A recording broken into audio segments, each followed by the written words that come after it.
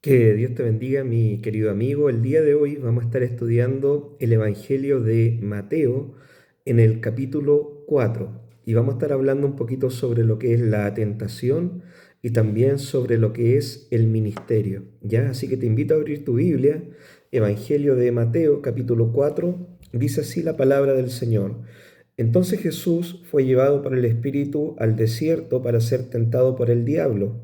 Y después de haber ayunado 40 días y 40 noches tuvo hambre. Y vino a él el tentador y le dijo, si eres hijo de Dios, di que estas piedras se conviertan en pan. Porque él respondió y dijo, escrito está, no solo de pan vivirá el hombre, sino de toda palabra que sale de la boca de Dios.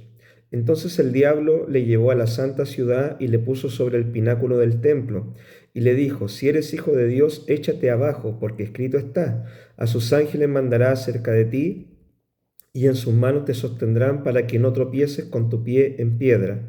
Jesús le dijo, escrito está también, no tentarás al Señor tu Dios. Otra vez le llevó el diablo a un monte muy alto y le mostró todos los reinos del mundo y la gloria de ellos y le dijo, todo esto te daré si postrado me adorares. Entonces Jesús le dijo, vete, Satanás, porque escrito está, al Señor tu Dios adorarás y a Él solo servirás.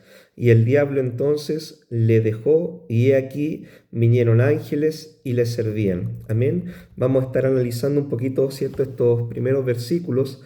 Jesús se había bautizado. En el capítulo 3 vimos de que Cristo se había bautizado. Y después, en este capítulo 4 vemos de que el Espíritu Santo guió a Jesús al desierto para poder ser tentado por el enemigo, ¿ya? Y también para poder ser puesto a prueba.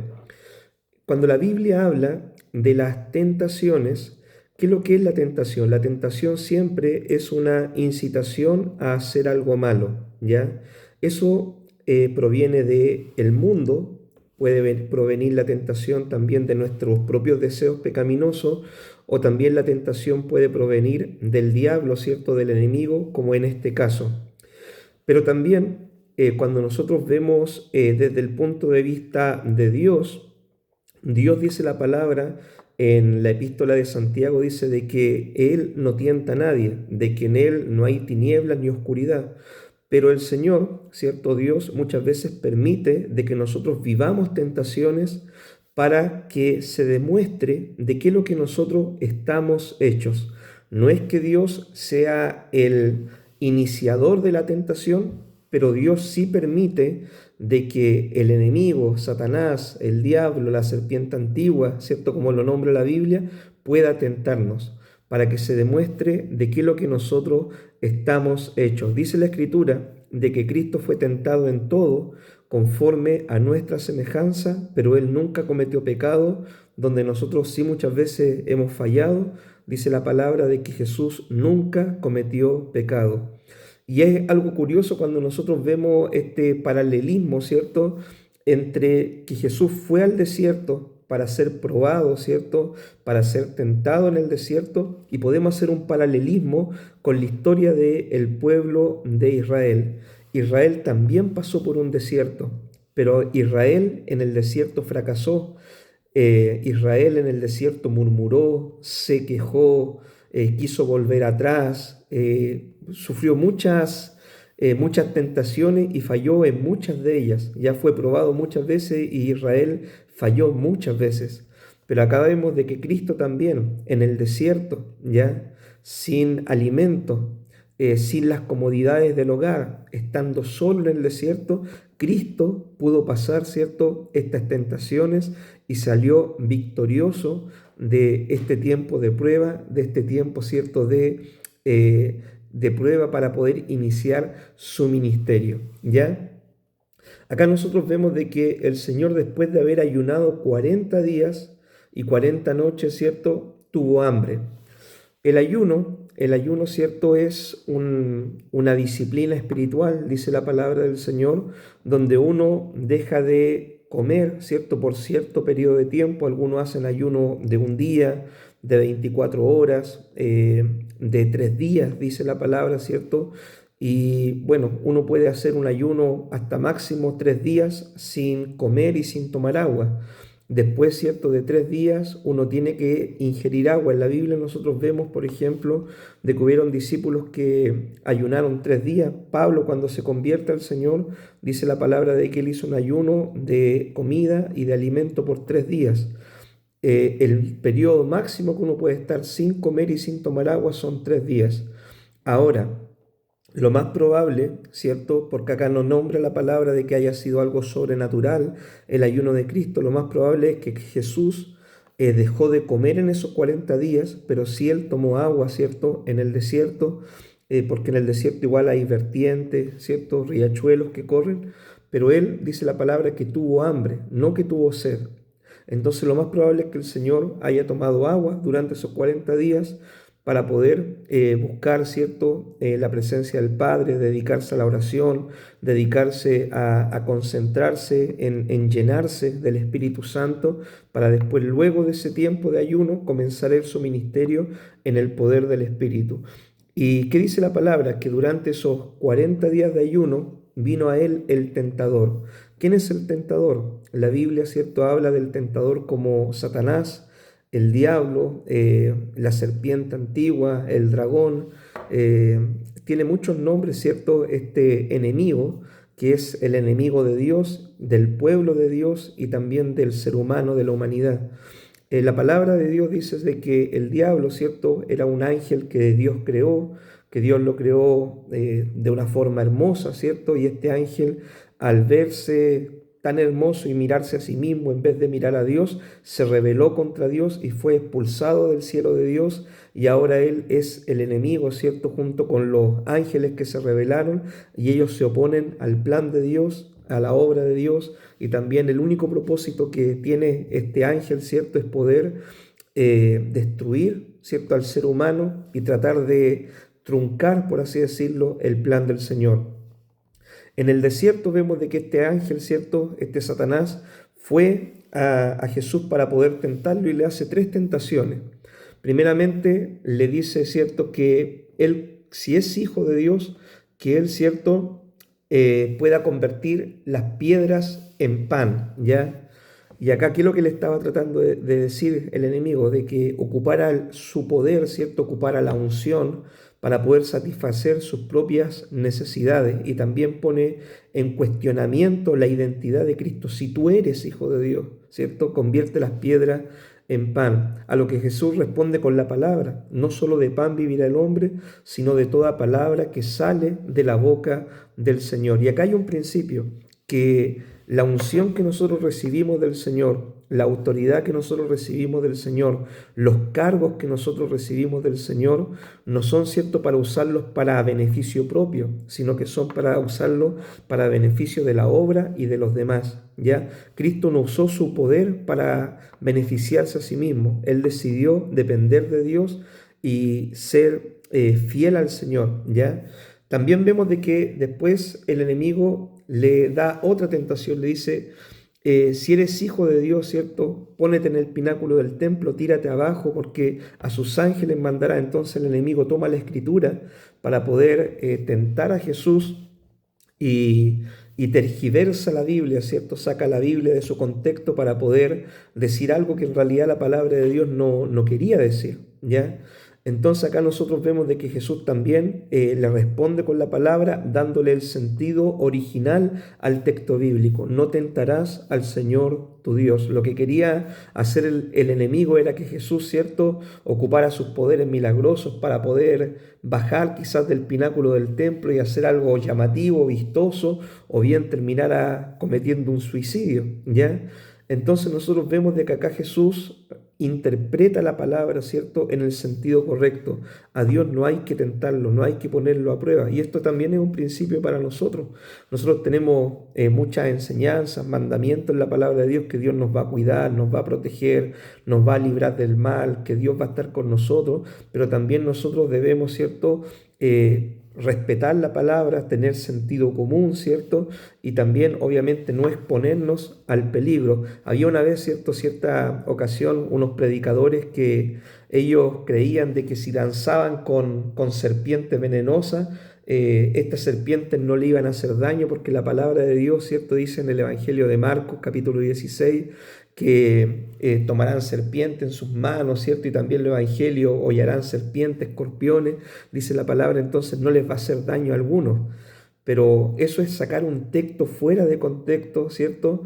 Para poder hacer algo que obviamente a ojo visto, ¿cierto? Es algo totalmente ilógico el ponerse a tentar al Señor de esa forma. Ahora, si nosotros estamos providencialmente tomando este mismo ejemplo en una misión, estamos de misioneros, por ejemplo, y de repente tomamos una rama y nos muerde una víbora o nos pica un escorpión, providencialmente puede suceder de que Dios nos proteja de una forma sobrenatural, o que si alguien nos da algo en mal estado, ¿cierto? Al consumirlo no nos va a hacer daño, pero tentar nosotros adrede al Señor, eso nosotros no debemos hacerlo en ninguna forma. Nosotros vemos de que Dios protegió a su Hijo de forma providencial en el libro de los Hechos, pero ellos no andaban tentando al Señor, ¿cierto? Como lo quería hacer Satanás acá con Cristo, de que se tirara del pináculo del templo para poner a prueba si es que era así o no la palabra del Señor, se cumplía esa promesa en su vida. La tercera tentación con la que vino Satanás, ¿cierto?, a Cristo fue el camino corto, por así decirlo. Satanás le dijo, mira, adórame a mí y yo te doy todos los reinos, ¿cierto?, de esta tierra, porque a mí me ha sido entregado. Nosotros sabemos de que cuando el hombre pecó, ¿cierto?, el hombre perdió autoridad y el enemigo, ¿cierto?, tomó control sobre la vida del hombre, y el príncipe, dice la palabra, de este mundo, ¿cierto? El que gobierna este mundo es el enemigo, ¿ya? El que gobierna el universo, obviamente, es el Señor, pero el Señor gobierna, ¿ya? Dios gobierna en la vida y en los corazones de las personas que han entregado su vida, su corazón al Señor y se rinden al señorío de Cristo. Pero, por ejemplo, el sistema humano que rechaza el Evangelio, que rechaza el plan de Dios, que rechaza, ¿cierto?, la voluntad de Dios, el sistema político, las religiones corruptas, todo eso está bajo el enemigo, ¿ya? Entonces acá Satanás le dice, mira, el camino corto, adórame a mí y yo te doy, ¿cierto?, todos los reinos de este mundo. A lo que Jesús le responde, le dijo, no, porque la Biblia dice, ¿cierto?, la palabra de Dios dice, al Señor tu Dios adorarás y solamente a Él servirás. Algo interesante de que Jesús respondió a todas las tentaciones citando la palabra en el contexto. Ya Cristo citó la palabra en el contexto preciso, ¿cierto? En el contexto ideal, adecuado, y con la palabra le rebatió al enemigo. Y algo interesante que nos presenta, ¿cierto?, la epístola de Pedro, es que dice que nosotros también debemos estar preparados para presentar con defensa, con mansedumbre, defensa del Evangelio, ¿cierto?, defensa de nuestra fe. Nosotros como hijos del Señor también debemos conocer la Escritura, conocer la palabra, porque muchas veces nos va a pasar de que va a venir el adversario, el enemigo, el tentador, el mundo, a poder sugerirnos cosas a nosotros, y nosotros debemos tener la palabra adecuada para saber responder al enemigo, ¿cierto?, frente a las tentaciones, la amenaza que nos puede hacer el mundo a nosotros como hijos del Señor. ¿Qué dice la Escritura? Jesús venció la tentación, el enemigo, ¿cierto?, se fue por un tiempo, vinieron ángeles, sirvieron al Señor y después el Señor inicia su ministerio. Veamos lo que dice la palabra en el capítulo 4, versículo 12. Cuando Jesús oyó que Juan estaba preso en Galilea, volvió a Galilea y dejando Nazaret vino y habitó en Capernaum, ciudad marítima, en la región de Zabulón y de Neftalí, para que se cumpliese lo dicho por el profeta Isaías cuando dijo, tierra de Zabulón y tierra de Neftalí, camino del mar, al otro lado del Jordán, Galilea de los gentiles. El pueblo asentado en tinieblas vio gran luz y los asentados en región de sombra de muerte, luz les resplandeció. Desde entonces comenzó Jesús a predicar y a decir, arrepentíos, porque el reino de los cielos se ha acercado. Andando Jesús junto al mar de Galilea, vio a dos hermanos, Simón llamado Pedro y Andrés su hermano, que echaban la red en el mar porque eran pescadores. Y les dijo, venid en pos de mí y os haré pescadores de hombres. Ellos entonces dejaron al instante las redes y le siguieron. Pasando de allí vio a otros dos hermanos, Jacobo hijo de Zebedeo y Juan su hermano, en la barca con Zebedeo su padre, que remendaban sus redes, y los llamó. y ellos, dejando al instante la barca y a su padre, le siguieron. Y recorrió Jesús toda Galilea, enseñando en las sinagogas de ellos y predicando el evangelio del reino y sanando toda enfermedad y toda dolencia en el pueblo. Y se difundió su fama por toda Siria, y le trajeron todos los que tenían dolencias, los afligidos por diversas enfermedades y tormentos, los endemoniados, lunáticos y paralíticos, y los sanó. Y le siguió mucha gente de Galilea, de Decápolis, de Jerusalén, de Judea y del otro lado del Jordán. Amén. Acá nosotros podemos ver el inicio del ministerio de Jesús. Jesús, ¿cierto?, inicia su ministerio, y algo interesante es que Jesús, el mensaje que predicaba era que hay que arrepentirse, hay que creer en el Evangelio. Lo mismo que estaba predicando Juan el Bautista, que era necesario arrepentirse y hacer frutos dignos de arrepentimiento. Ahora Cristo continúa el mensaje diciendo es necesario arrepentirse, ¿cierto?, y creer en el Evangelio. Ese mismo mensaje fue el que predicaron los apóstoles, ¿cierto?, cuando Cristo los envió a predicar que los hombres debían arrepentirse. Fue el mismo mensaje que predicó la iglesia primera, ¿cierto?, de que solamente en Jesús hay salvación y que es necesario creer en el Evangelio y es necesario arrepentirse de los pecados. Y es el mismo mensaje, mi querido hermano, que tenemos que seguir predicando nosotros en el día de hoy, que el hombre es pecador, que el hombre necesita arrepentirse para tener perdón de Dios, que hay que creer en el Evangelio para poder ser salvos. Ese es el mensaje, ¿cierto? El mensaje no ha cambiado y es el mismo mensaje que debemos seguir predicándolo en estos tiempos. ¿Ya? De eso se trata el Evangelio. El problema más grande que tiene el hombre, el ser humano, no es que le falte una casa, o no es que no tenga un buen sueldo, o no es que no tenga la cura para todas las enfermedades. El problema más grande que tiene el hombre es que el hombre es pecador y el hombre está condenado al infierno si es que el hombre no se arrepiente y no arregla sus cuentas con Dios en esta vida.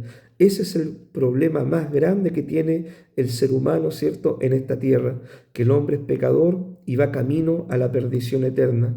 Pero si este hombre se arrepiente, cree en el Evangelio, acepta a Jesús como Señor y Salvador, tiene perdón de pecados, tiene una vida nueva, y su nombre es escrito en el libro de la vida y ahora tiene salvación y vida eterna. Ese es el mensaje que nosotros debemos predicar y seguir predicando hasta cuando Cristo venga.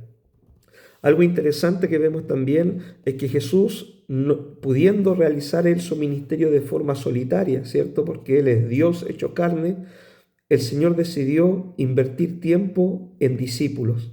Dice la palabra que andando junto al mar llamó a Pedro y a Andrés, después llamó a Juan y Santiago, ¿cierto?, para convertirlos en sus discípulos, y les dijo: ustedes desde ahora van a ser pescadores de hombres.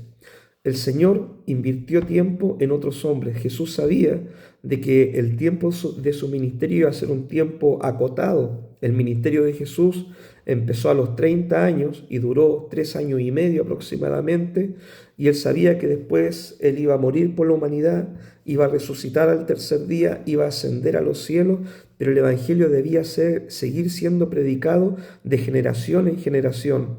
Y por eso el Señor invirtió en 12 hombres, ¿cierto? De los 12 finalmente se perdió uno, que fue Judas Iscariote, pero los otros 11 se mantuvieron fieles, ¿cierto? Y después Dios levantó a Matías, ¿cierto?, al apóstol Pablo y a otros hombres más fieles para seguir predicando la palabra. Pero el Señor invirtió en hombres fieles, idóneos, para que ellos siguieran predicando el Evangelio. Y esto nos enseña un principio a nosotros, que nosotros el ministerio no lo debemos hacer solo. Si nosotros queremos que nuestro ministerio perdure en el tiempo, debemos invertir en hombres, en mujeres fieles, para que ellos también puedan enseñar la palabra de Dios a otras personas. Este principio nosotros lo vemos, ¿cierto?, cuando Pablo habla a su hijo espiritual, a Timoteo, y le dice: mira, Timoteo, lo que has oído de mí, ¿cierto?, esto te encargo, enseña a hombres fieles, idóneos, para que ellos a su vez enseñen también a otros. Otra cosa interesante que nosotros vemos, ¿cierto?, es que Cristo les da una asignación a estos hombres. Jesús les dijo: dejen su trabajo material y van a ser ustedes desde ahora en adelante pescadores de hombres. Algunos el Señor los llama, ¿cierto?, al ministerio a tiempo completo. dejen su trabajo material, dejen su carrera, su profesión, dejen su estudio y conviértanse, ¿cierto?, en misioneros, conviértanse en evangelistas, en pastores, en maestros de la palabra a tiempo completo. A otros, como en mi caso, por ejemplo, Dios nos llama a medio tiempo. Ya yo tengo mi trabajo secular, que es una bendición para mi vida, para mi familia, mi hogar, y también, ¿cierto?, dedico tiempo al ministerio, así como también lo hizo el apóstol Pablo. Pablo construía carpas y también se dedicaba a predicar el evangelio. A algunos, ¿cierto?, a otros, como Pedro, el Señor los llamó a tiempo completo, a dejarlo todo, ¿cierto?, para que se convirtieran en un apóstol a tiempo completo. Lo importante es poder nosotros tener claridad a qué lo que es Dios nos ha llamado. Si Dios te llamó a tiempo completo, dalo todo por el Señor, ¿cierto? Está en buen camino. Si Dios te llamó a ser un ministro bivocacional, también debes darlo todo por el Evangelio, ¿cierto? Y también cumplir con tus responsabilidades, por así decirlo, en el mundo secular, ¿ya? Entonces, lo importante es la tarea espiritual que el Señor nos asigna. Y la tarea espiritual es ser pescadores de hombres. Esa es la gran tarea que nosotros tenemos. Ir al mundo a ganar almas. Ir al mundo a predicar el Evangelio. Ir al mundo, ¿cierto?, a poder presentar a Cristo para captar personas para que entreguen su vida al Señor y así estas personas puedan ser salvas. Estos hombres eran pescadores, ¿ya? Pero ahora se van a convertir en unos ganadores de almas. Y esa es la tarea que nosotros tenemos, que tiene todo hijo del Señor, todo discípulo tiene esta tarea de ser un ganador de almas, ¿ya? Y también lo que podemos ver, ¿cierto?, acá en estos textos del ministerio de Jesús, cuando Cristo inicia su ministerio, vemos el ministerio triple que cumplía el Señor. Jesús, por una parte, se dedicaba a discipular. Llamó a estos hombres para instruirlos, para enseñarles, para formarlos, para comisionarlos, para poder después enviarlos y que ellos continuaran la tarea.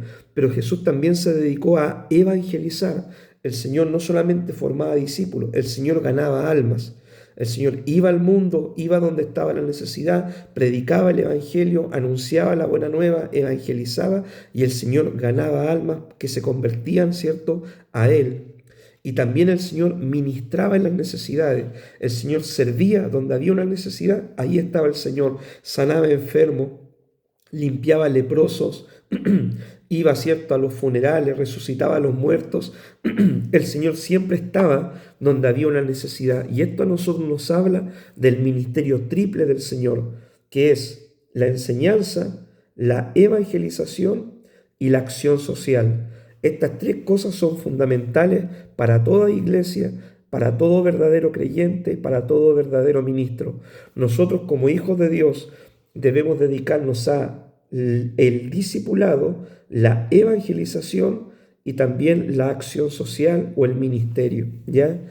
Así que este es el estudio del capítulo 4 del día de hoy, ¿cierto? Así que te animo por medio de este capítulo a poder resistir la tentación, responder a las tentaciones con la palabra del Señor, mantenerte fiel al Señor, hacer el ministerio, ¿cierto? No hacer solo la tarea del ministerio y también poder dedicarte a ganar almas, ¿cierto?, para el Señor y cumplir con el ministerio triple del Señor, que es discipular a los creyentes, evangelizar al mundo y servir al prójimo, ¿cierto?, que está pasando alguna necesidad.